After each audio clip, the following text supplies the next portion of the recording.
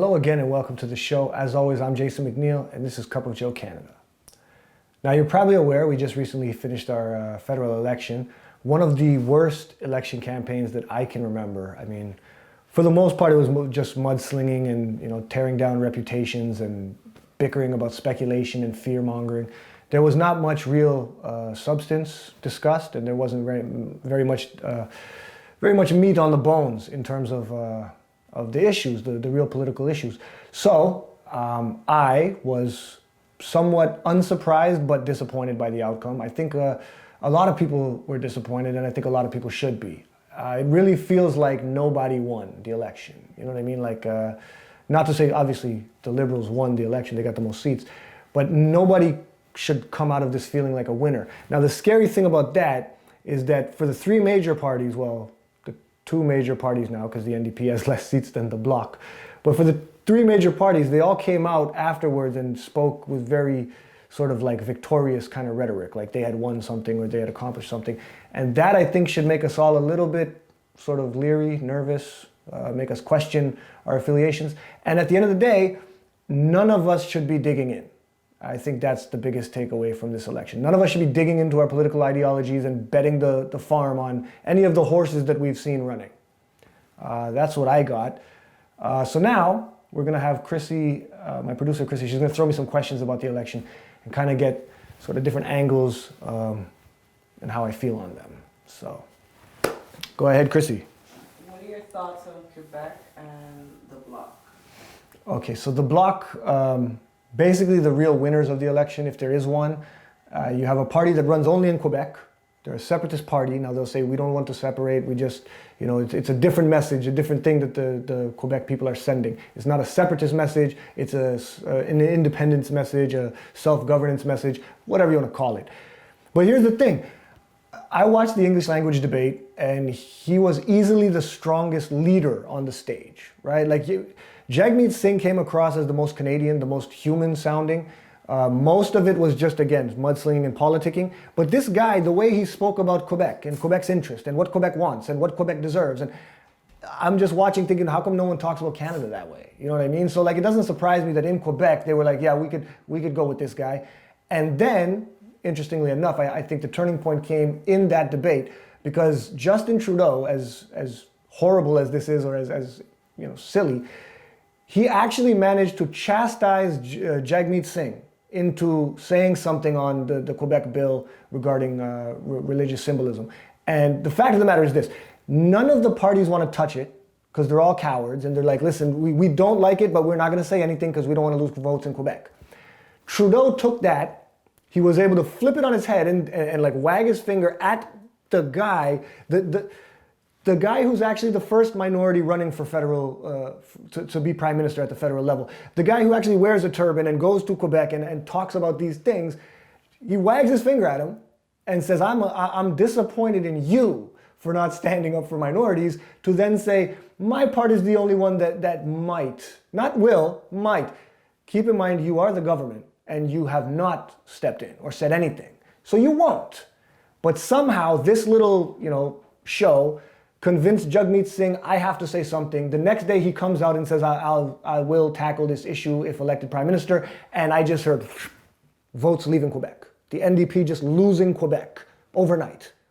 And yeah, that's what ends up happening. The Bloc wins Quebec. They now have more federal seats than the NDP.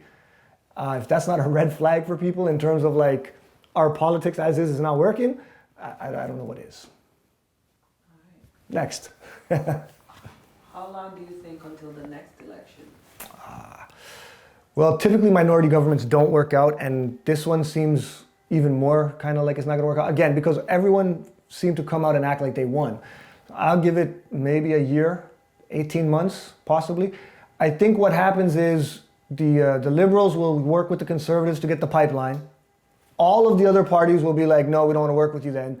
Liberals will try to sweeten the pot and say, well, we'll up the carbon tax. The green initiatives that like NDP and the Green Party will go for, they'll throw those out there and they'll pander to the Bloc. That's how they're going to try to remain in power. I think at some point the pipeline is going to ruin the other side for him and everyone's just going to bail on him. That's what's going to happen. Do you think he'll be able to pass his first budget? Oh, that's a good one. You know what? No, probably not. Now that I said 18 months might be too far. I don't know how he passes a budget because it's going to have to include a lot of stuff for both sides. And the thing is, like, no one really wants an olive branch, right? Everyone wants their way. So if you give a little to the conservatives, they'll take it, but they're going to be like, you can't give that over there. And if you give a little to the NDP, they'll take it, but they'll be like, we don't want you giving anything to the conservatives. So maybe a year, no budget. It will not pass. What are your thoughts on the People's Party? You know what? I'm glad they were there. It was to me, it was good to hear people speaking freely. I don't think eloquently was as much the word as freely. Maxime Bernier spoke freely. I think that's very important. I think he's probably the most honest of all the leaders. Like, he was really saying how he feels. It was very much mischaracterized in the media. But can we get off the white supremacy thing now? Can we admit that's nonsense? Like, this was the white supremacist party, right? This was the racist people, and this guy having a platform was going to ruin the country, and didn't get 2% of the vote. Didn't win a single seat. The fact is, in Canada, and please listen clearly, if you call someone racist enough, people won't vote for him, whether he's racist or not. People will not vote for him. They don't want to be associated with it. They don't like it. We don't like racism and bigotry. We don't like it. Whether we're conservative, liberal, or NDP, we don't like it. Stop. There are racists. They do not have the ear of the political system. Period. Next question. Overall thoughts? Again, I just think I feel like everyone lost. Quebec maybe feels a little bit stronger. I'm a little bit nervous about this whole Alberta thing. I feel like the media is really, really going to press this. Alberta wants to separate. No, they don't. Okay, and I live in Ontario. They'll say maybe this Ontario boy doesn't. He's talking about he's liberal. I'm a conservative voter in Ontario. Okay, and I'm not going anywhere. Let's be honest. There's like 120,000 people got on this hashtag. It's social media driven, saying Alberta, Wexit, we want out, or whatever the hell the case is. This is not legitimate. 120,000, we have 35 million people in the country. Exit and go where? Where are you going to go? How is separating as Alberta and Saskatchewan, how is that going to get a pipeline built through Quebec and out to China through BC? It's not going to help anything. I get it. We're emotional. There's a conservative element. You look at the big blue map with a tiny little red liberal center in Toronto and you're like, how did the country go liberal? I don't understand. I understand all of the reasons that it works, but it's completely driven by a small number of people that are given a megaphone by the media, and it's designed, again, to break us up regionally. The truth is, liberals and conservatives in Alberta need to talk more. Liberals and conservatives in Ontario need to talk more. That's what has to happen. It's not like, oh no, that's a liberal province and that's a conservative province and we got to cut it in half. This is nonsense, and it's a very distracting thing. It's very easy to sell to some people. Just watch out for it and don't buy in. Don't buy into it. So that's my thoughts on the election. I have more, but we don't got all day. So if you have more comments, please comment in the comment section. Feel free to like and subscribe and join the conversation. Tell your friends, share the video, because I don't know if you've noticed, but YouTube now prioritizes like network videos. So like if you look up any political issue, first you're gonna get CNN, NBC, MSNBC, Fox News, because now social media is keeping gates with the regular media, which totally defeats the purpose of social media. So anyway, I digress. Share the video, like and subscribe, promote local content, I would say.